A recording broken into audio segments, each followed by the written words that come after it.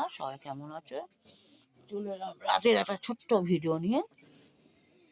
আর দেখো, রাতে যেহেতু কিছু একটা করলে আমি তোমাদেরকে একটু দেখাই। আজকে যদিও করেছি, ওই জন্যই তোমাদের সাথে একটু শেয়ার করার ইচ্ছা হলো। আমি দাদা ভাইকে দিয়ে দেখো, এই দেখো ছোট্ট তোমার মটরশুঁটি আলু সাদা তরকারি করেছি। যেহেতু আমি সরোয়া মানুষ, মানে আমাদের সামান্য একটু হলুদ দিতে হয়। এটা হয়তো কেউ জানে কি জানি না। যারা বিধবা হয় তারা একেবারে হলুদ ছাড়া খেতে পারে। যেহেতু আমরা সধবা, মানে আমাদের স্বামী আছে, ওই কারণে আমাদের সামান্য একটু হলুদ দিতে হয়। মটরশুঁটি আর টমেটো দিয়ে এই তরকারিটা করেছি। এটা একদম সম্পূর্ণ নিরামিষ, মানে এতে কোনো পেঁয়াজ রসুন কিছুই দেওয়া নেই। একটু কালো জিরে, তেজপাতা আর শুকনো লঙ্কা ছঁকে দিয়ে এটা রান্না হয়েছে। আর একটু টমেটো দিয়েছি। আর তার সাথে করেছি দেখো, এটা এই দেখো তোমাদেরকে দেখায়, এই যে দেখতে পাচ্ছ পরোটাটা করেছি। এটা হচ্ছে মটরশুঁটি, কাঁচা লঙ্কা, আদা আর ওটাকে কী বলে, ধনেপাতা একসাথে বেটে এই দেখো এত নরম সব পরোটা, একদম নরম। আর খেতে কেমন হয়েছে, যদিও দাদা বিকেলবেলা একটা খেয়ে খাওয়া হয়ে গেছে, দাদাকে আর একটা দিচ্ছি। এই দাদা কটা খাবে দিচ্ছি, এবার ওনার যা ভালো লাগবে উনি নেবে। তুমি খাও, তুমি খাও, ওনাকে তো আবার চিনে দিতে হবে, তোমরা সবাই জানো। আর এটা আমি এই দেখো, এটা যদি এটা মেখেছি আমি, মানে মটরশুঁটি দিয়ে ইসে দিয়ে। তুমি খাবে তো না? দাদাকে একটু ছিঁড়ে ছিঁড়ে দিই, কেন ওনার খেতে সুবিধা হবে।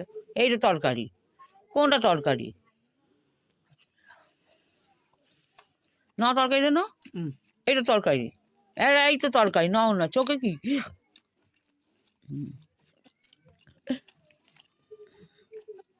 কেমন হয়েছে তরকারি? হ্যাঁ, হ্যাঁ, হ্যাঁ। দেখো রাতের এই খাওয়া দাওয়া। তবে বন্ধুরা, পরোটাগুলো কিন্তু সব কটাই আমার সফট হয়েছে। এই দেখো, কেউ জানতে চাইলে আমি যদি এই রেসিপিটা করিনি, আমি যেটা যে তৈরি করেছি, এটা আমি রেসিপিটা করিনি।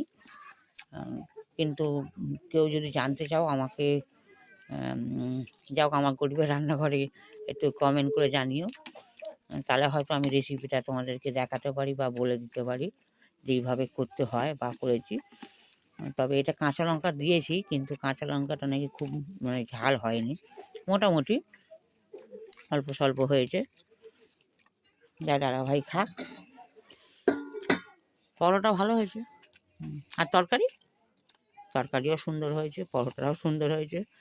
তবে যে বন্ধুরা, আমার একটা জিনিস কী দেখো, আমি করেছি অনেক পরোটা, কিন্তু খাবো না এই কারণে আমার এখন খুব হাতের নেশা হয়েছে।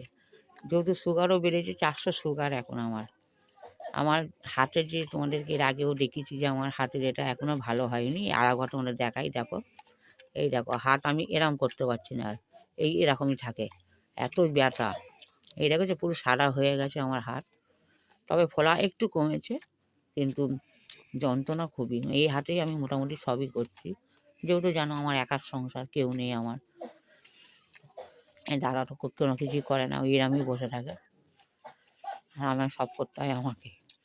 যাও, যেটা বলছিলাম যে আমি এখন পরোটা ভালোবাসতাম, কিন্তু আমি তবু যেন ভাত যেন হলে ভালো হয়, তবু আমি ভাতই খাবো।